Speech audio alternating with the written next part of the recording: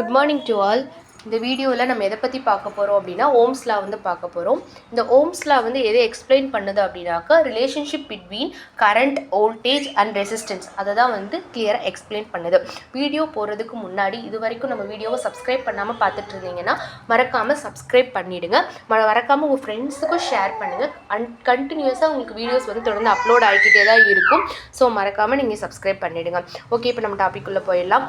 Ohm's law அப்படின்னா என்ன அப்படின்னா, the current is an electric circuit is directly proportional to the applied voltage and inversely proportional to the resistance. directly proportional to the voltage அப்படின்னா என்ன அப்படின்னா, current வந்து increase ஆகணும் அப்படின்னா அங்கே வோல்டேஜும் இன்க்ரீஸ் ஆகணும். அதுதான் directly proportional to the voltage. Inversely proportional to the resistance அப்படின்னா, இங்கே வந்து ரெசிஸ்டன்ஸ் இன்க்ரீஸ் ஆகும்போது கரண்ட் வந்து டிக்ரீஸ் ஆகிடும். ரெசிஸ்டன்ஸ்ன்றதே உங்களுக்கு தெரியும், ஃப்ளோ ஆஃப் கரண்ட்டை கண்ட்ரோல் பண்ணுறதா ரெசிஸ்டன்ஸ். அப்போ அது கண்ட்ரோல் பண்ணும்போது கண்டிப்பாக என்ன ஆகும், கரண்ட் வந்து உங்களுக்கு கம்மியாகும். ஸோ ரெசிஸ்டன்ஸை நீங்கள் அதிகம் பண்ணும்போது உங்களுக்கு கரண்ட் வந்து குறையும். ஸோ இதுதான் இது எக்ஸ்பிளைன் பண்ணுது. ஸோ வோல்டேஜ் இன்க்ரீஸ் ஆகும்போது கரண்ட் இன்க்ரீஸ் ஆகும், ரெசிஸ்டன்ஸ் இன்க்ரீஸ் ஆகும்போது கரண்ட் வந்து டிக்ரீஸ் ஆகும். இதுதான் டைரக்ட்லி அண்ட் இன்டைரக்ட்லி ப்ரொபோர்ஷனல் அப்படின்றது இந்த லா வந்து கிளியராக எக்ஸ்பிளைன் பண்ணுது. இன்னும் உங்களுக்கு கிளியராக நான் சொல்லணும் அப்படின்னாக்கா, மேத்தமெட்டிக்கலாகவே இதுக்குள்ள ரிலேஷன்ஷிப்புக்கு ஒரு ஃபார்முலா இருக்குது. அதை வச்சு சொல்லும்போது உங்களுக்கு கிளியராக வந்து புரிஞ்சிடும்.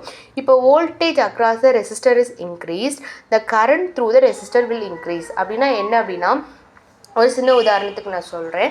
இப்போ ஒன்றும் இல்லை, இப்போ நீங்கள் வந்து ஒரு 5 வோல்ட் கரண்ட் வந்து கொடுக்குறீங்க. வோல்டேஜோட யூனிட் வந்து வோல்ட்டு தானே, நம்ம 5 வோல்டேஜ் கரண்ட் வந்து கொடுக்குறோம். அப்படி 5 வோல்ட் கரண்ட் கொடுக்கும்போது உங்களுக்கு suppose for example 2 ampere current வந்து ப்ரொடியூஸ் ஆகுதுன்னு வச்சுக்குவோம். 10 வோல்டேஜ் கரண்ட் நீங்கள் கொடுத்தீங்க அப்படின்னா அப்போ என்ன ஆகணும், கரண்ட் வந்து இன்க்ரீஸ் ஆகும். அப்போது 2 இருக்கிற இடத்துல 4 ஆம்பியர் கரண்ட் வந்து உங்களுக்கு வந்து ப்ரொடியூஸ் ஆகும். ஸோ இது வந்து டைரக்ட்லி ப்ரொபோர்ஷனலாக இருக்குது. ஸோ நீங்கள் வோல்டேஜ் இன்க்ரீஸ் ஆக அங்கே கரண்ட் வந்து இன்க்ரீஸ் ஆகிட்டே போகுது, டைரக்ட்லி ப்ரொபோர்ஷனலாக இருக்குது அப்படின்றத சொல்லியிருக்காரு. இன்னொன்று என்ன சொல்லியிருக்காரு, ரெசிஸ்டன்ஸ் இன்க்ரீஸ் ஆகும்போது கரண்ட்டு டிக்ரீஸ் ஆகும்னு சொல்லியிருக்காரு. ஓகேவா, ரெசிஸ்டன்ஸை வந்து எதில் மெஷர் பண்ணுவோம், ஓமில் வந்து மெஷர் பண்ணுவோம். சப்போஸ் வந்து நீங்கள் ரெசிஸ்டன்ஸ் வந்து 5 ஓம் கொடுக்கும்போது உங்களுக்கு வந்து இப்போ வந்து 5 ஓம்க்கு வந்து 2 ஆம்பியர் கரண்ட் வந்து ப்ரொடியூஸ் ஆச்சு அப்படின்னா, நீங்கள் 10 ஓம் கொடுத்தீங்கன்னா 1 ஆம்பியர் கரண்ட் தான் ப்ரொடியூஸ் ஆகும். ஸோ டிக்ரீஸ் ஆகிடும் ஆட்டோமேட்டிக்கலி. இதுதான் இப்போ டைரக்ட் ப்ரொபோர்ஷனலாக என்னென்னு தெளிவாக புரிஞ்சிருக்கும். ஒரு 2 குவான்டிட்டியுமே ஈக்குவலாக இன்க்ரீஸ் ஆகுது, கரண்ட்டும் இன்க்ரீஸ் ஆகுது, வோல்டேஜும் இன்க்ரீஸ் ஆகுது அப்படின்னா அது வந்து டைரக்ட்லி ப்ரொபோர்ஷனல் சொல்லுவோம். இன்வர்ஸ்லி ப்ரொபோர்ஷனலாக ஒரு குவான்டிட்டி தான் இன்க்ரீஸ் ஆகும், இன்னொரு குவான்டிட்டி வந்து டிக்ரீஸ் ஆகும். எக்ஸாம்பிள் இங்கே ரெசிஸ்டன்ஸ் வந்து இன்க்ரீஸ் ஆகும்போது கரண்ட் வந்து டிக்ரீஸ் ஆகுது. ஸோ இப்படி ஒன்று இன்க்ரீஸ் ஆகி ஒன்று வந்து டிக்ரீஸ் ஆச்சுன்னா அதுதான் வந்து இன்வர்ஸ்லி ப்ரொபோர்ஷனல். ஓகே, இந்த ஜார்ஜ் சைமன் ஓம் வந்து இதுக்கு வந்து ஒரு ரிலேஷன்ஷிப், கரண்ட்டு, வோல்டேஜ் அண்ட் ரெசிஸ்டன்ஸ்க்கு வந்து ஒரு ரிலேஷன்ஷிப் வந்து கொடுத்துருக்கு.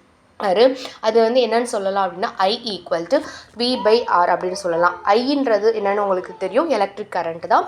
Vன்றது வோல்டேஜ், Rன்றது ரெசிஸ்டன்ஸ். ஓகே, இதுக்குள்ள அண்டர்ஸ்டாண்டிங் ஒரு ஈஸியாக புரிஞ்சுக்கிறதுக்காக இது ஒரு ட்ரையாங்கிள் ஷேப்பில் வந்து கொடுத்துருக்காங்க.